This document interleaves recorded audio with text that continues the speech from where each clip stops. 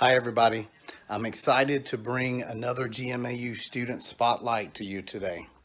Today's spotlight is going to be on Sean Jackson, who's in the Shotokan Karate program. What you're going to see today is some of his belt testing video, followed by an interview with me, and then lastly, you will see video feedback from his instructor. So there's a lot of information packed into this one video that you're watching right now, which is, an accumulation of multiple smaller videos. So what you can learn from this is how to put together your test. You can learn from an experienced and very, very good student on how to do that. You're going to get to learn more about his backstory and get the personal side of one of your fellow students. And then lastly, you're going to be able to see what real instructor feedback looks like. And so I hope that you enjoy this. It's been a real pleasure for me to put this one together. They all are. But this one was particularly useful because it's a longer format. I'm including some video of him, as I said, testing and instructor feedback along with this. It's not just an interview. So I hope that you like this format with all the extra information. And until next time, see you, and I hope you enjoy.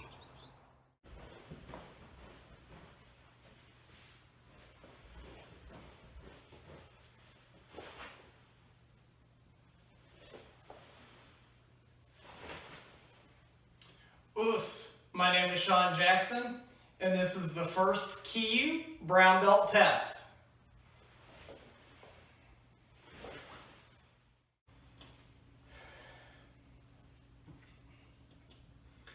Student created Kihon, Megere Kiyagi, Yokogere Kekome, Ushirogere.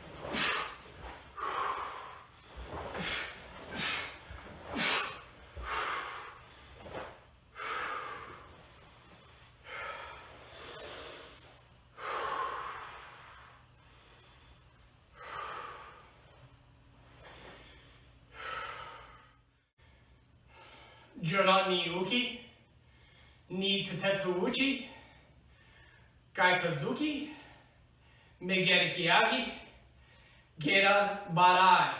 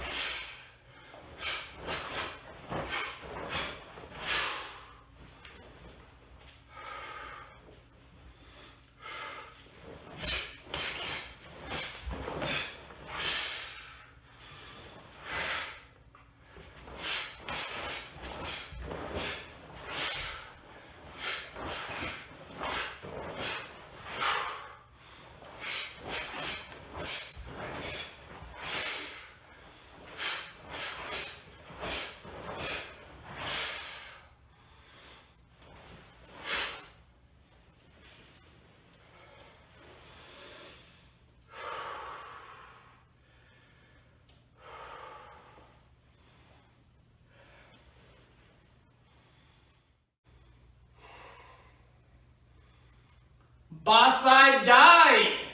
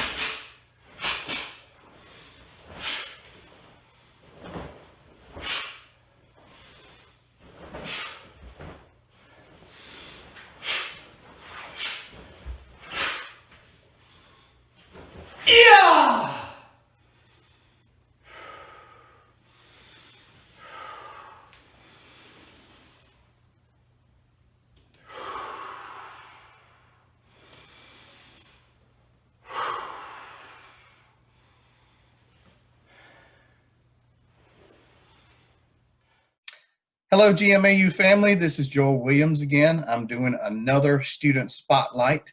This time I've got Sean Jackson with me. Sean is in the Shotokan Karate program. And Sean is a very good student. He's very well thought of by the sensei in that program. And so this is a particularly exciting interview to do. So Sean, let me turn it over to you and just let you introduce yourself and tell everyone whatever it is that you want to share about yourself. Hello, my name is Sean Jackson, and I'm a GMAU Shotokan Karate student, as Joel said. I live in the state of Florida, Gulf Coast.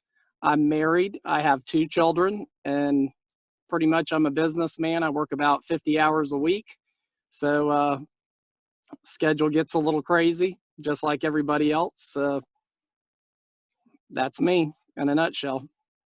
So how did you find GMAU and what made you choose the Shotokan Karate program? Well, I have a background in Shotokan Karate.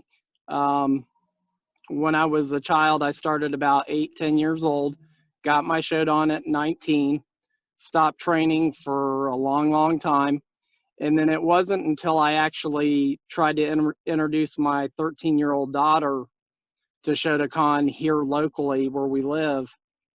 I got to talking with the sensei, and he started planting some seeds about me coming back to training to Shotokan. And, you know, I'm 49 years old, so I told him jokingly, I think that my karate days are pretty much behind me. But it was funny, after I left that night, you know, something kept gnawing at me, and I'm just like, man, you know, I really loved training. I really loved Shotokan Karate. And, you know, the schedule was very limited for that particular school because it's a small school. So it's only available 2 nights a week, from 7:30 to like 8:30. So you're only talking 2 hours of an entire week, which really didn't line up with my schedule. But again, it kept gnawing at me, our conversation. So of course, like anybody else, I got online and just started pecking away. And the GMAU actually popped up, and one of Sensei John's 9th Kiyu white belt classes popped up. So I started watching it on YouTube, and when I was done with that particular class, I was like, wow, this is really good stuff. This might be doable. So it hooked me right off the bat. So what is your current rank? My current rank is 1st Kiyu brown belt. Okay, so you're pretty deep into the program then. Yes, sir. Farther along than anyone else I've interviewed at this point. So that's it's good to get this particular perspective. So what are some of the things that that you have liked the most about the program, and are there any challenges that you've had to overcome yourself? You know, it's a unique way to training from home. So things that have gone well and things that are maybe challenges along the way.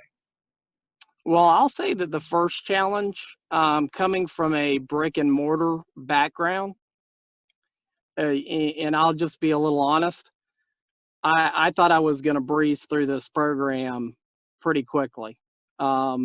You know, given my experience, and again, yeah, I knew I was a little rusty. My mobility and flexibility obviously isn't what it used to be at 19 years old.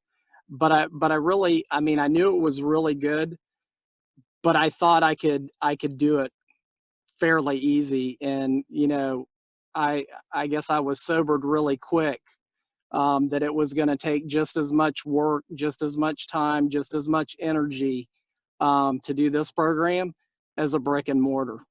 So that was the first challenge, was pretty much getting my mindset right. Yeah. Treating it the same as if I was going to a regular physical dojo. I will tell you, one of the things, and I've actually had a few other students on the message board ask me, because I usually get in about 24 to 30 hours a week training time, and they go, wow, you know, how is that even possible? And one of the things that I tell all of them, I was the typical typical American right now. I would work all day. I would come home, hang out with the kids for a few minutes, have dinner, and then, I would go to the recliner, grab my iPad or my iPhone, and, it was social media, it was YouTube, it was all these other distractions. And, I guess it was just the perfect storm of coming across GMAU and going, what am I doing? I would sit down in my recliner at 7 p.m. and look up and it's 11 o'clock, and it's like, what did I do with these hours of time? So one of the biggest things for my training time is when I get that urge to just veg out on Facebook or Instagram or one of those things, I put the phone down, I put my gi on, I go out to the garage, I work on a kata, or I work on Gary, or I work on the level that I'm currently trying to get past. Yeah. So that's kind of the motivation piece, is just taking a lot of that unused, wasted time that our technology has kind of crept into us, and got back to training. So what would you say to someone who is coming across GMAU for the first time? What would you tell them about GMAU and the Shotokan program specifically? And what would you say to people who are in the program? What advice would you give to help people who are already in the program be successful? Okay, so for anybody that's new coming across GMAU for the first time, I will tell you what a great organization. From the technology, the resources, and just the attitude of the whole organization is phenomenal. Because one of the things, if you've spent any kind of time around karate and even some other martial arts, you have a segment where, I guess I'll just say it's not very humble. It's all about, how bad I am, how tough I am, how hard I can kick or how hard I can punch, and, all these trophies and accomplishments. That's not the GMAU. It's very sincere, it's very caring. I will tell you, Sensei John reminds me so much of my first sensei, which my first sensei was not just my karate instructor. He was pretty much my life instructor. And he had that same very gentle dad coach. I mean, he was tough and he expected a lot, but he didn't beat you down and humiliate you in his coaching. So that's one of the things that I definitely love about the GMAU, is just the spirit and the leadership. Yeah. For current students, don't give up. I mean, continue to train. And, I have a couple that I message back and forth, again, on the subject of, man, how do you get training in? And it's like, okay, there's 24 hours in a day. Try to get up 30 minutes early. So you get up 30 minutes earlier. And one of the things that I do on my morning workout is, there's many different ways to practice kata. So for me, and how my first Sensei Birdsong, taught me, you have regular application and execution of kata, but you can also do it in a Tai Chi-esque kind of form where it's, working on the kokyu or the breath, and really slowing down the movements. And that's my morning kata workout. It's not the strenuous version of getting all the power and speed into it. It's just a nice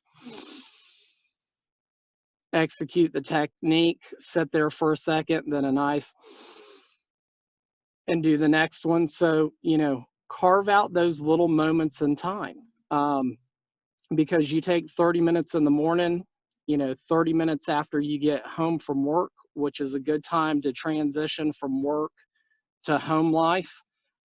Get another 30 or 40-minute workout, whatever you have time for, and then do something in the evening. That's 3 hours a day, or I'm sorry, that's an hour and a half a day right there. Yeah. Lots of really good tips there. Before we wrap things up here, I wanted to ask you, like I always do in these interviews, if there's anything else that you want to add. I would just say that these GMAU programs are phenomenal. You know, again, I started my journey in the 80s. Obviously, we didn't have this technology. We basically just had a book if we weren't in class, so you didn't get a whole lot out of a picture in a book.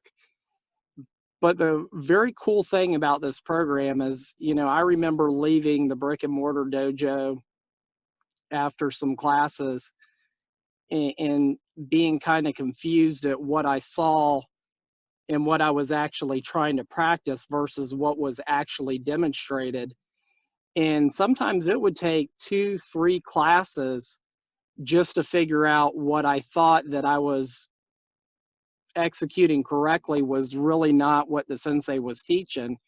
And the great thing about the GMAU is you have the whole syllabus in the library right there at your fingertips. So, you know, if you see a technique that you're having a hard time getting, you can rewind that thing, watch it again, rewind it, watch it again. Whether it's just looking at the feet, looking at the hips, you get to dissect it in ways we've never been able to do before. So just great program from top to bottom. Awesome. Well, Sean, thank you so much for your time today. I know that you're taking time out of your workday and really appreciate you doing that. And just wish you all the best in your training. You're getting so close to that black belt level. And I know that you're the kind of person that won't be the end for you. But I wish you all the best in your training, and thank you again for your time. Thank you, Joel. I appreciate being here. I definitely liked what I saw. You had great protocol. You had good intention. The kata was nice. Good, very nice. Keep doing what you do. You're on a great path. Definitely like what I see.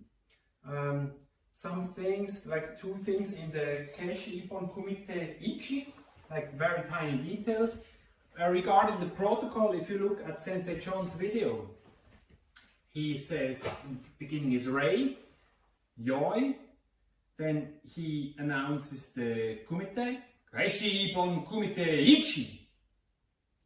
Then he says Hai, which means that the one who attacks goes into Gedan Barai. So he says Hai, and then he says again Hai, and then it starts with the second Hai. And I think it's good to do these kinds of protocol changes also for your own training if you're alone, because it helps you visualize better what's going on. Basai Dai, very nice, you have good intention. There was one little slight loss of balance just right after the Yokoge. You lost a little balance there. That's fine. At this level, I don't expect to see big challenges in the kata, so that's really nice what you show here. That's good. Still keep working on your details. Keep working on your stances, on the depth of your stances, on the consistency of your stances. One detail maybe. So we start like this. Then we somehow slowly, if I do it from the side, we slowly balance forward, and then we reach up and there, I mean, this is, the kata is, I think if you translate it to English, it would be breaking down the fortress or something. And one of my senseis, the one I visited at the University of Basel, Karate Dojo, he says this is the defining moment in this kata. So this, there needs to be all the energy in this ushi-uke, which is morote, which is augmented, which is, yeah, you have your second hand here. So you can invest a bit more energy there.